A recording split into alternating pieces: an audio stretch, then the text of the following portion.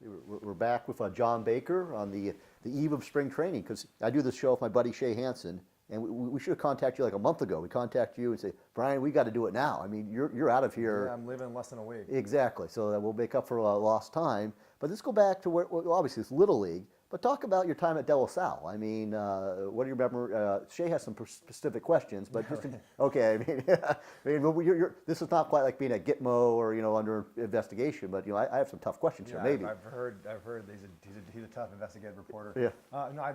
De La Salle was a lot of fun for me. It was my first kind of. I think it really prepared me in other ways for professional sports, other than like the sports side of it, because.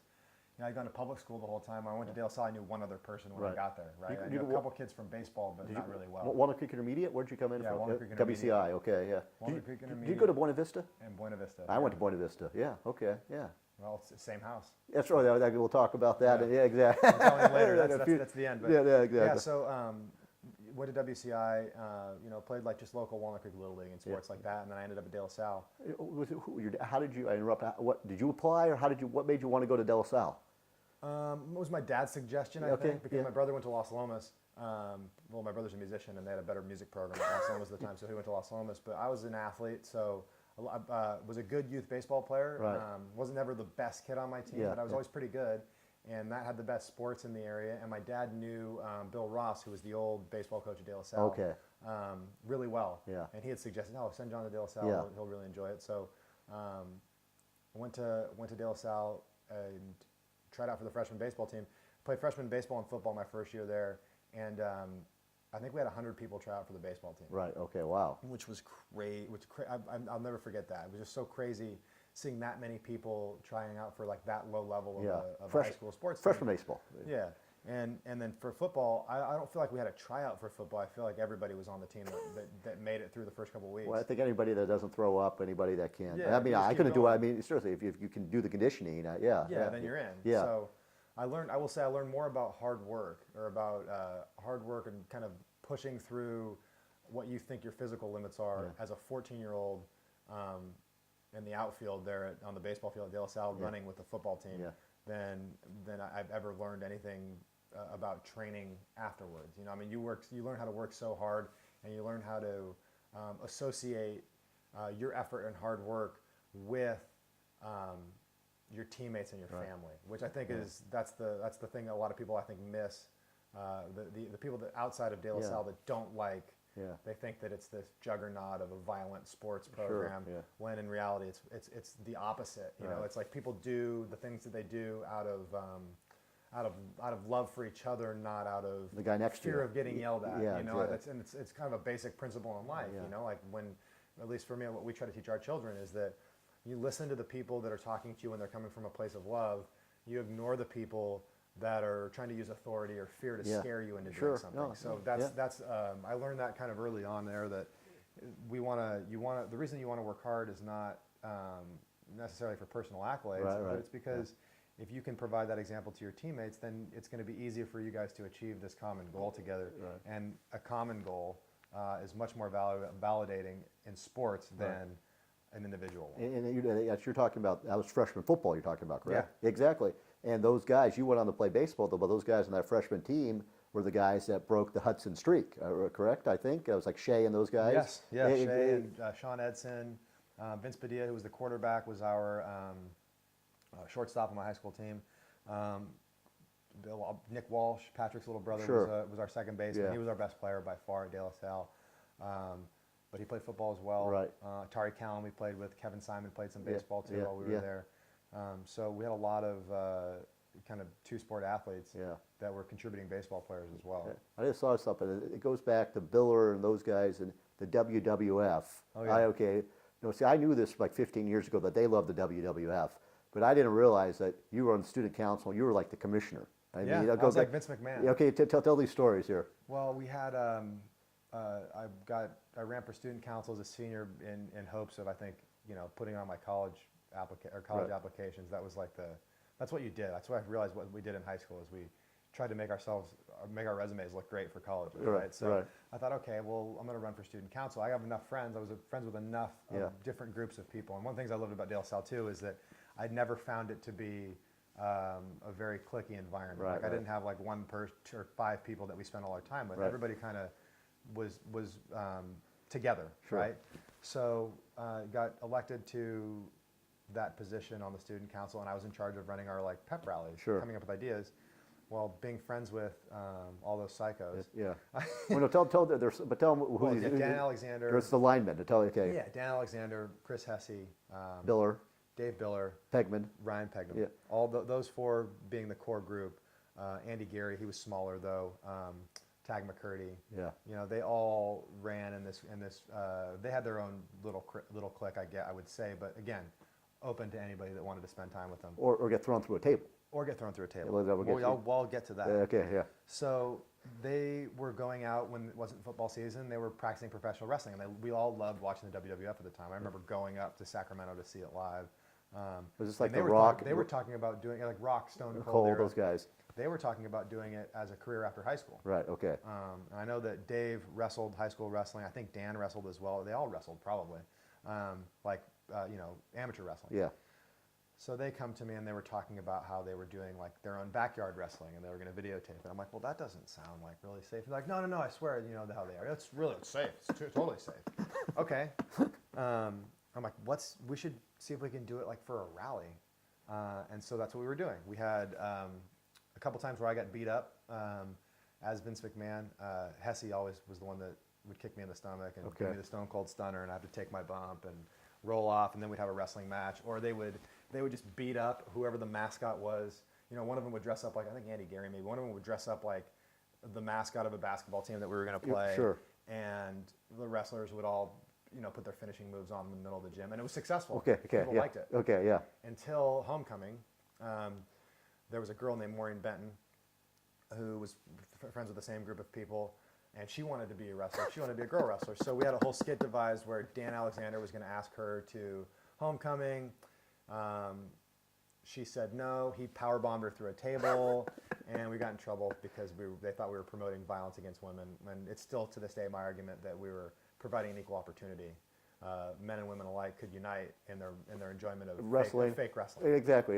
Anybody can be thrown through a table. See? Yeah, I mean, any gender. It's not a gender-specific sport. Exactly. And there's training. Obviously, she went through the table. She's She's walked. fine. Yeah. Exactly. Yeah. Okay. It was fine. We did it before. We practiced it. So what happened? So no more after that. It wasn't After that, we got in punishment. trouble. No more wrestling. That was it. Okay. So you could have it in assembly, but you can't have the wrestling. No wrestling. Yeah. Okay. All It right. was sad. So that ended really quick. I think we only got to do it like 2 or 3 times in Right. front of the school before we crossed the line. Right, exactly. Understandable. I guess you don't really want, offensive linemen throwing little girls through tables. Yeah. Exactly. it's not- I don't know. But see, we'll let it be. I think they might have made the correct decision, but you guys knew what you were doing there. Yeah, So, and all the people are still friends. Yeah, that's good. It was all fake. Yeah, right. Right. No, and I like it. You talk about bumps. I mean, you know the wrestling jargon. I mean, yeah. I mean, Yeah, I was into it. I was really into it when I was younger. yeah. It's hard for me to get into it now. I don't. I have mean, you're the busy. I time, mean, but- talk about this: the life of a major leaguer with a wife and 2 kids. I mean, that's there's good. There's I mean, not a lot of time for like this. You kind of helps you narrow down what you actually enjoy doing because even when I'm home, let's say like 30% of my day, every day when I'm home, involves some sort of training. right. Anyway, so I have skill work I have to do, strength and conditioning work I have to do, physical therapy stuff that I have to do.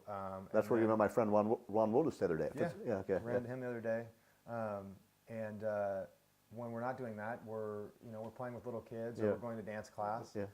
or while we're home, especially we're seeing family Yeah, because yeah. we're gone Yeah. about 8 months out of the Yeah. year. Yeah. We leave in the middle of February Yeah. and we get home usually the first week of October. So from October to mid-February, Right. we are we try to stay as home as much as possible and see as much of our family. Yeah. Fortunately, most of us live in Yeah. this area. My wife's family's from Danville. Right. Okay. So both of my brother-in-laws live within 3 miles of us. My Right. parents are 8 miles away, Right. and my sister's in Pleasant Hill. Yeah, My right. brother's in Chicago. Right. Is he doing music or? Yeah, he's a musician. Okay. Yeah. Yeah. My brother plays the trombone in Chicago he goes back and forth to Des Moines. He's in the orchestra in Des Moines. Right. Right. But so we get to see everybody while we're here, which Right. is great. Oh no, that's what I think. So I contact you. You got a great line. We think about doing it on Friday because I had the day off. You said, Brian, somehow with no job, I'm busy 9 a.m. to 9 p.m. Friday was a long one for Yeah, me. maybe yeah. Well, yeah, maybe that maybe throw that out. Well, do you remember what you were doing? I mean, this will bore people to death, but I mean, this is the life of a major leaguer. Yeah, so Friday for me was like Friday in the off season for me was hitting and catching in the morning, coming back, and then every Friday we pick our daughter up from school. Right. We go to lunch as a family. Nice. We take her to ballet class. Okay. And then it's get home and weightlifting. Okay. After that. Yeah. And then once I'm done with my strengthening and conditioning stuff, you're looking at like 6 or so o'clock, and then we had Yeah. my good friend Rule, Yeah. who I went to De La Salle Yeah. with, was coming over that night for Yeah, dinner. that's on Twitter. That's it. Man, Bear, Wolf. Yes. People, hopefully they'll watch this. That's how I found you. I mean, Shay had fallen out of contact with you. Yeah. And so I said, well, this is John Baker. I'll just contact him. And literally within, 10 minutes, you say, we got to do this. Well, yeah, I was off of it for a while. It's funny when I went to Iraq with the. Oh, yeah. Marlins. Talk about this. Went to Iraq in 2010. Major League Baseball wanted to send some players, active players, to visit troops. Visit members of the armed service. Yeah, right. Or the armed forces. So I volunteered to go, and I went with Chris Coughlin, who had won Rookie of the Year before, to Marlins, and we went all over southern Iraq and visited people. And I signed up for Twitter at that point because it was really new, I think, at like 2010. Yeah. And I had signed up to be able to communicate back home. They wanted us to they put it up on the website. yeah. We could share our experience if we had Wi-Fi because we were going to have like cell phone signal. Yeah, right. And then I did it for a while, and then I didn't like it Right. because I felt like I had to Respond to people or? not necessarily respond to people. That doesn't bother me. I felt like I had to censor myself Right. Oh, because I feel sometimes I have pretty strong opinions on certain issues. yeah. I'm very, I would say, kind of open-minded and liberal in Yeah, most things. yeah. So what I think is how I Yeah, think about yeah. something might not be kosher to how the general public thinks about stuff. Or the Marlins thinks about something. Or the Marlins, or whoever my employer is. Yeah, yeah. So it's hard for me sometimes smart. to bite my tongue, Yeah. or bite my lip, and Right. not speak Right. my mind. I've just gotten to the point now where if I ever do feel like that, I just put my phone away. And I Yeah, don't even touch yeah, it no, because I don't no. want to deal with Yeah, any right. sort of a backlash. Yeah, well, that's you know? that's why you and I get along. I don't put anything stupid on Twitter, but sometimes at work I have to bite my tongue until it bleeds because you just start exactly. You just and that's a good lesson. Never put something stupid on Twitter, but all the stuff I've seen you do is just fun stuff. And, Yeah, it's always fun. Yeah, That's- exactly. it's fun. It's a way for me too, like you're talking about, to reconnect with some of the people I haven't talked to in a while. Exactly, yeah. Which has been nice. Yeah. I can find some of my friends that I used to play with that we had never exchanged numbers. Right. I find them on there. Yeah. We can follow each Yeah. other and send a direct message. Now I got that guy's phone number, Yeah. and I'm back in touch. Exactly. With somebody I haven't seen in 5 Yeah. or 6 years. It- So that's a really cool part Right. of it for me. But Because I it- don't have a Facebook. I don't have my own Facebook Yeah. or anything. No. That's not my. It's not my thing. I'm not out there. I think I said at one time, which was sometimes I feel like people think the point of Twitter is like stream of consciousness in search of empty internet validation. No. You had a great note. It was you had your Twitter. What's your handle there? It's your Man Bear Wolf. At Man Bear But that's it. It said self-important rambling cliche quote trying to hit a ball with a stick. Yeah. I mean, hashtag something ubiquitous. I mean, that's perfect. everywhere, yeah. And also there's a photo of you. It looks like underneath Wrigley Field in the cage wearing. Oh, no, those are Chubbies. Okay, Okay, so that was on tell- 4th of July. Okay. Last year we played in Washington D.C. on 4th of July. Okay. And so Chubby Shorts is a company started by a couple Stanford rugby players, and my brother went to college at UCLA with Right. their accountant. Okay, I see. So they sent me a pair of their American flag shorts, which I saw they sent to like George Bush, and we got in touch with them.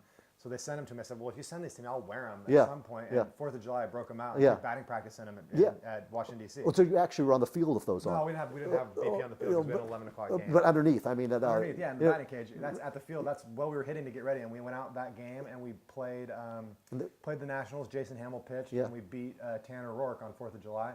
Then we went to, actually really cool. Then we went to the nation's capital and we saw Wow. a fireworks show from there, Nice. from the Capitol building. And then as we were getting back in the car, I was the personal catcher for Jason Hamill last year. right. And we're getting back in the car that was going to drive us back to the hotel. Right. And he got a phone call. He was traded to the A's. Wow. And I'm trying to. Were you actually on the Capitol steps, or? We went. One of the senators from Illinois. That's what I'm saying. So you got into the Capitol. Yeah. Yeah. Okay. Took us in, and we were up above like Right. that big. Right. We got to sit up above there, up above that big. There's like a big giant gathering of people Yeah. on a huge stage. Yeah. So we could see like the Nice. It was like you turn around and like that was the dome. Yeah, exactly. Yeah. Right of the Capitol, Yeah. and then you look that way, and that's where the No, fireworks because were. because thanks to Bin Laden, nobody gets into the dome anymore. I mean, Yeah, it's, that's neat. I mean, because my sister lives back in D.C. and we don't want to turn this into a travelogue, but being on the mall there, with all those museums, and Yeah. then you can walk anywhere. It's awesome. We'll save that for next time. The best cities to go be on a road trip in. Oh, yeah, it's I mean, we have so much to talk about. Time is That's probably my favorite ballpark too to play in. that new what? Did you ever play in the old RFK or no? No, I didn't. Okay, Well, yeah. I played in Dolphin Stadium, so it's the same thing. Okay, exactly. No, that's Baseball and a football stadium. But go to an A's game. It's the Yeah, worst. well, that's the only one left. I mean, They that. need to do something about that. They need to build in my opinion, they need to figure out a way to come up with the funds to build a ballpark in Jack London Square. Yeah. On the water and have it be real Oakland and not this terrible football stadium. Yeah, Because no. it's the worst field. It's the worst field. I wouldn't say playing surface wise, because they do a great job Right. keeping it in shape there. The grounds crew works so hard at that place. To Particularly convert it back particularly in August and September. yeah, Oh, it's crazy. The amount of work that those guys have to do to make it a football field or a baseball field, they do a great job. But just the setup itself, Yeah. the foul territory Yeah. is ridiculous. The field is too big. You're so far away. You feel like you need like a ride to home plate from the dugout when you're playing there. That's It's right, just so stupid. And also the locker rooms, I've done that way back there. You have to go through steps. Yeah, through the middle, like behind home plate. It's like spring training or something. Yeah. And for that organization's part, I will say, Vucinovic in the home clubhouse and Mikey Thalbaum in Yeah. the visiting clubhouse, they do an incredible job. Yeah. Given the facilities that they have, those guys all work so hard, and I think Mikey's one of the best visiting clubhouse guys. Well, that's a whole in all other of topic. baseball. People don't know about visiting clubhouse. I mean, they make your job on the road easier, And Yeah, somebody's got to take care of all of these 35 babies that show up. They don't know how to do anything themselves. That's what exactly. we are. We get there, and so I always laugh about Major League Baseball. Part of the culture that it creates with players, especially younger players, will come up, and one of our jokes is it's the big league. Somebody will pick it up. Yeah. So like you'll watch a guy come off the field after the game and just hat, Yeah. shirt, Yeah. pants, just throw it on the ground. Yeah, literally somebody pick it up. Somebody Yeah. running after it, picking it up and like putting it in the hamper. And so, Yeah. as one of the older players, I'll start yelling at people. Like, Yeah. I feel like I'm somebody's dad. I'm like, Well, that's what you you do for can your kids. pick up your shirt Yeah. and put it in the hamper. That's what you. Pick it up and put it in the hamper. That's what you do with Brooklyn and Fiona here. Exactly. Yeah, no, I actually have to yell at The players. I yell at grown men way more Well, than I yell at little kids. yeah, it's not a good thing if Brooklyn and Fiona that are more mature than some of these ball players. Or, oh yeah, for sure. Okay. Yeah. When No, it comes to that kind of stuff. yeah. No, I was trying to think. No, that is the. Being in the big leagues. The spread after a game. What I mean, I'm talking the food. I mean. Some of it's good, some of it's really bad. Okay. give me a good place and a bad place. Well, Can we talk about We that? played the Yankees last year. It was incredible. The Yankees were great. New York was great. Boston was pretty good. Because we played in Fenway and Yankee Stadium last year.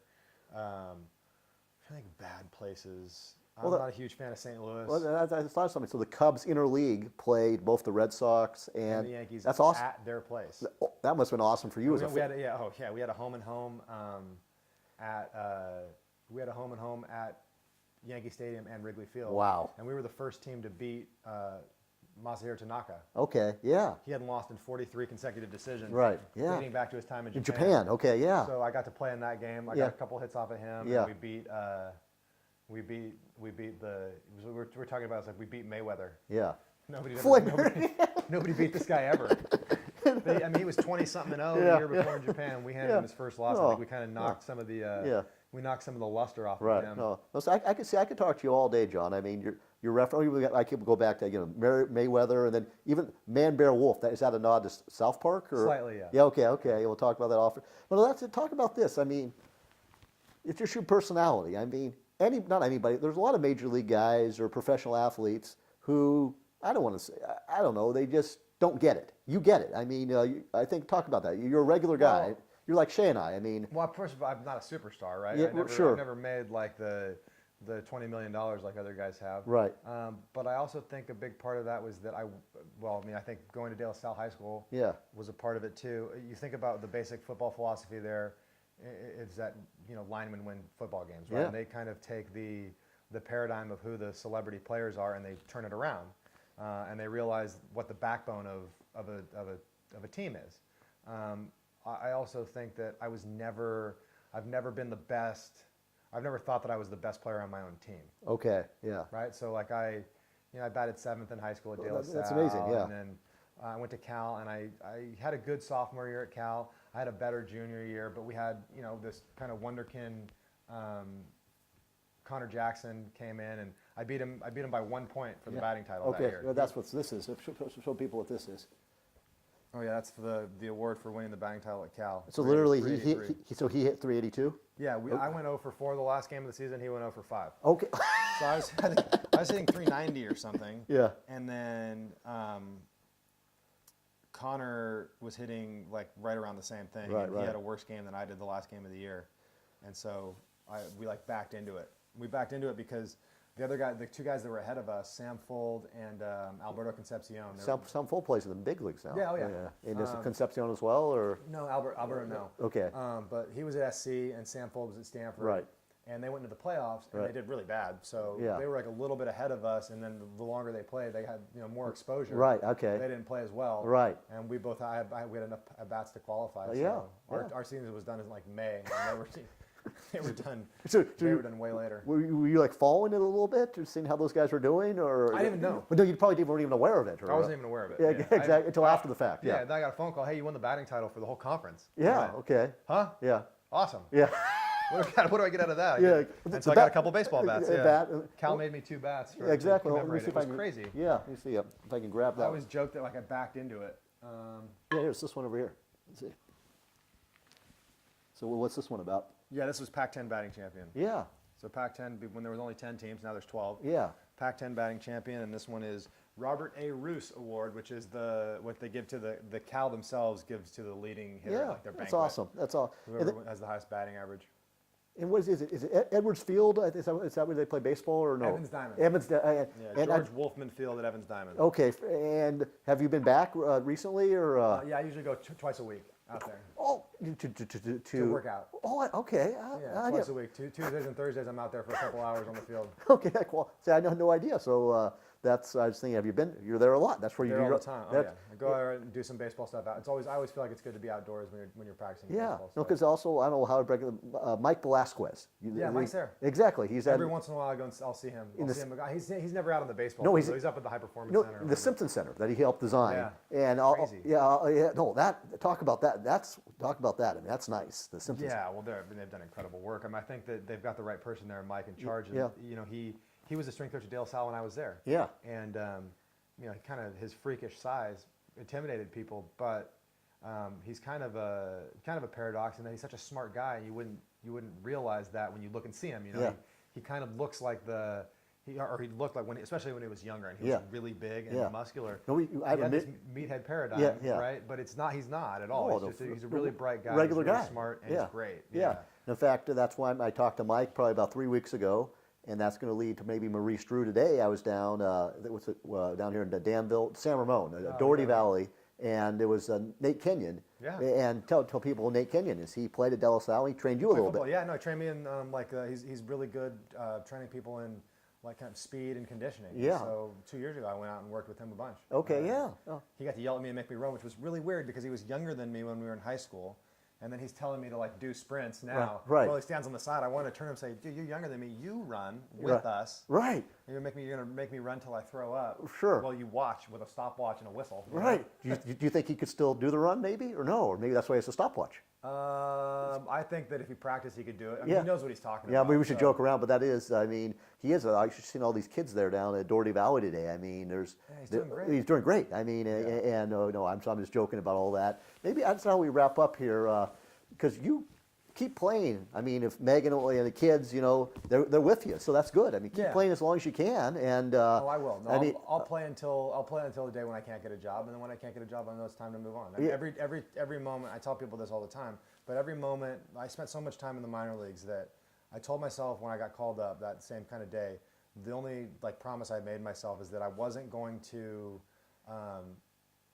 worry about how long I was there for. Right. I wasn't going to say well, I need to stay. I need Yeah. to stay. I want to say no. For me, if it was 1 or 2 days Yeah. or 15 days, and then the other person came off the disabled list and they sent me back down, Yeah. I would have been happy with that. Yeah. Just because I got to, fulfill a childhood dream Yeah. of playing Major League Baseball. Now I think what I want is a little bit different, in that I'd love to play on like a playoff team. Or, Sure. you know, Yeah, that's exactly. everybody's dream. But Yeah. again, for me this season, it's going to be, I just want to be a Seattle Mariner. That's talk I wanna about- be on yeah, that. I want to be yeah, on that. I want to make that team. Yeah. I have a chance to make that team in spring training. Yeah, So I want to make that team, and I want to be on a team that goes to the playoffs. right. And those are my simple goals. There's going to come a time, I think, you know, you're really lucky in baseball if you get to choose when you retire. Sure, You know, yeah. you're really lucky if you get to pick, like, okay, I've made so much money that I Yeah. don't have to do this anymore. Yeah. Like one of my good friends, Josh Willingham, Yeah. he's on the thing. He was in the game for my first hit. Yeah.